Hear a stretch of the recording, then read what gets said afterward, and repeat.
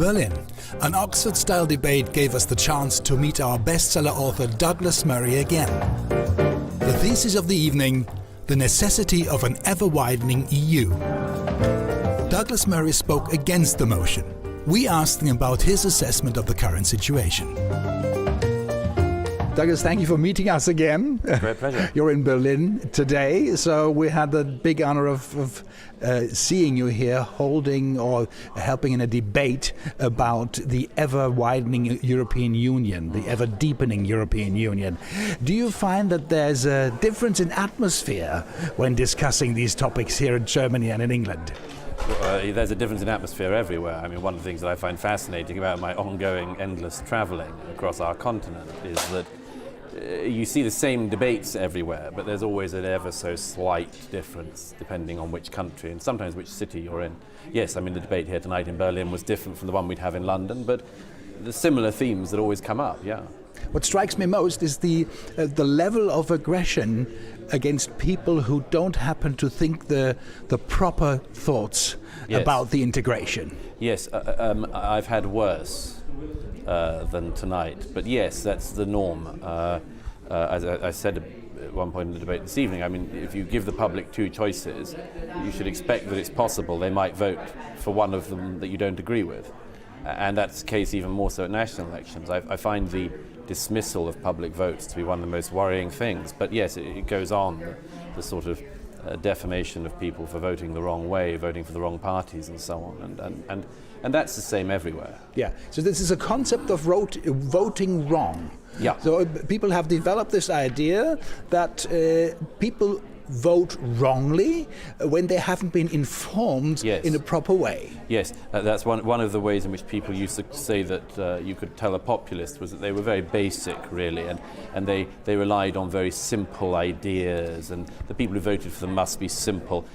Well, of course, now the extension of this includes lots of intellectuals, lots of writers, lots of professors, lots of very learned people, and yet the pretense is still kept up that they must be therefore misleading people, leading them astray, and so on. And I just, I genuinely say it. I said it tonight to my opponents. I mean, consider that when people differ from you at the polls, they're onto something, and work out what in their argument is good and what isn't, and then adapt and ameliorate. But I'm just struck by this doubling down, ever doubling down. Yeah, this is a very strange attitude, I must say. Yeah. It's like children who do not behave well. Yes. So you tell them off. Yes, that's right. So, but what is the problem with their voting? What is the problem with voting for Brexit?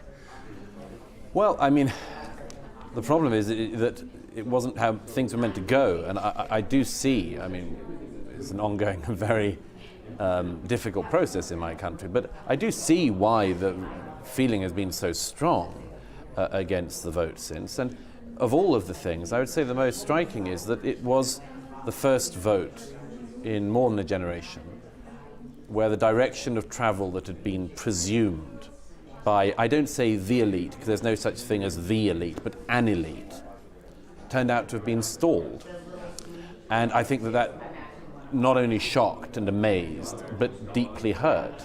But when you're on a shining path, I suppose you've got to be disappointed when people don't go along with it. Yes, I mean, one of the reasons I'm against utopian political projects is because the people will always let you down. And we hear this all the time, the top-down berating, as I mentioned earlier. But no, there's been this set of votes now since Brexit. I just think, and I think the upcoming EU parliamentary elections will be a great example of this. There will be parties that people are meant to vote for and parties that they're meant not to vote for. And if they vote for the parties they're not meant to vote for in large enough numbers, they're still not meant to have voted for them. It's not as if there's any lesson to learn from, and this, as I mentioned in the debate tonight, is one of the things that so worried, I think, the British people for a long time was, why, if we keep voting, we voted UKIP as our main party in the European Parliament, and nobody listened, and that's the sort of thing that frustrates people. And as I also mentioned tonight, I regret and resent this mistreatment of people for voting the wrong way, because What can we do other than vote to make our views felt? What is the sense of voting? It reminds me strongly here in Germany about the goings on in GDR, where there was also a vote. Right. But it didn't mean anything because you could only vote for the right things. This is strongly resembling to that sort of thing. We're still allowed to vote for the wrong things. It's just that we get this terrible defamation when we do, and people think that we must have been misled or that a Russian bot made us do it, rather than the possibility that the facts made us arrive at a different conclusion. In your book that you published with us, you stated your strong,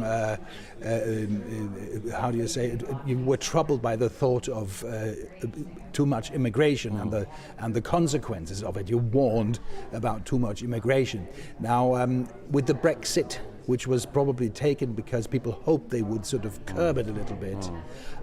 What do you expect? Do you think this problem will be solved first of all in England and later how is going to go on in Germany or in Europe itself? Interestingly enough, there's not been very much shift in the British immigration figures since we voted Brexit. But interestingly enough, the public ranking of immigration as an issue has gone down quite significantly.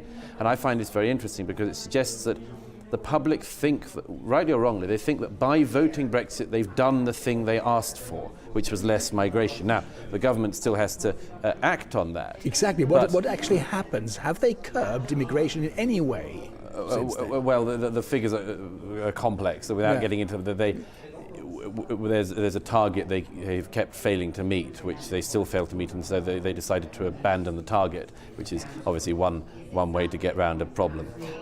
But I'm fascinated by this fact that the public think that they have done the thing. I think that people will have to keep onto the government very carefully to make sure that it's not just talk. We had in Britain in the 2000s a Labour government that quite often talked quite a tough talk. They would have somebody in the government who talked a very tough talk about immigration, not having any of this and that. But the figures were massively increased immigration. So I think people have to be very careful to make sure they keep onto the figures and not just the rhetoric. Yeah, so it's all going to be. The point is that if we leave, that'll be more than it was before, entirely in our own hands. Yes. So now tonight we've learned that the Parliament has actually voted for the move to not get out of the EU with no deal. With no deal. Yes. So what do you make of that? What will happen? This is now sort of a question way out of your topic, but what do you expect what will happen? I hadn't heard that. It must have come through during the debate. It's three votes majority. I think it's unwise to. The Prime Minister had said that no deal was better than a bad deal. She obviously doesn't think the deal she's got is bad, but I think a lot of us feel that no deal should have remained on the table as a bargaining chip apart from anything else. And we have a profound democratic problem in the UK, which is that the public asked for something and Parliament didn't agree with the public. Yes. If they ask for the curbing of immigration, that's a taboo. Yeah. Does that sort of go in line with the topic of your new book you're writing at the moment? Well, that's a deep secret, you see, and I'd have to kill you if I told you anything about it. Then I'd have to flee the country, obviously. That's the European arrest warrant is still in place, I think, so we'd be in trouble.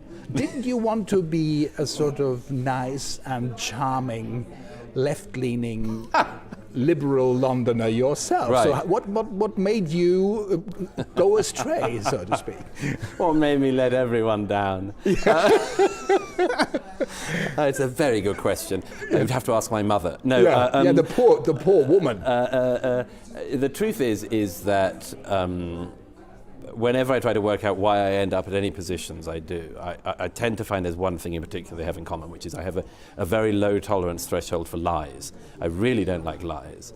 I don't like small lies, and I particularly don't like very big ones. Yeah. And I think there are very large lies on a whole range of subjects that people have been persuaded to imbibe. And when I saw some of them, I became, it changed my mind on things. I always hear that the populists, like you, are exaggerating, are hysterical. Yeah. Say they see ghosts where everything is basically good, everything is fine. So what's your problem? Right. What do you say to that?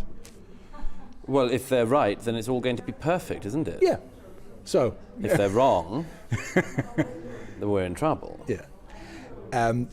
You have a public figure here in Germany, Mr. Sarrazin, who has, like you, warned against the consequences of too much immigration. The guy now is a pariah. You know, whenever he goes anywhere, if he wants to go to a debate, the Antifa is having demonstrations against him. He's a really a no-no person now. Yeah. Is it as bad with you in England, or are they a little bit more tolerant there? I don't know if I'm the best person to work that out. Yeah, you're too good looking. Yes. No, I don't know if I'm the best person to work that out, because you become used to things, don't you? You become used to certain presumptions being made about you, but all I can say is I don't know, I don't feel like a pariah. I certainly don't live like one. I find that there's massive public support for the things I write and I say, and my book has been a bestseller in many countries, and I think that happens usually because you're on to something. It tends not to happen if you've just made up a load of stuff and called it fact. So, no, I don't feel like a pariah at all. I don't think I am. I don't think many people think I am. I know there are some people who'd like to make me so, but they failed, and they'll go on failing, but that's what they're good at. And I hope that a lot of people will try and find out themselves if the things you write are right or not. Sure. I mean, and also I just stress that whenever I'm writing about things that are very difficult, it's not like I want to be right on them. It's not like if everything went very badly on some of the things that I write about, I would be just delighted to say, I told you so. I'd like to be wrong. Right. I'd like to be wrong. And if I am, then terrific. I'm afraid you're not. Thank you very much. That's my summary. Thank you.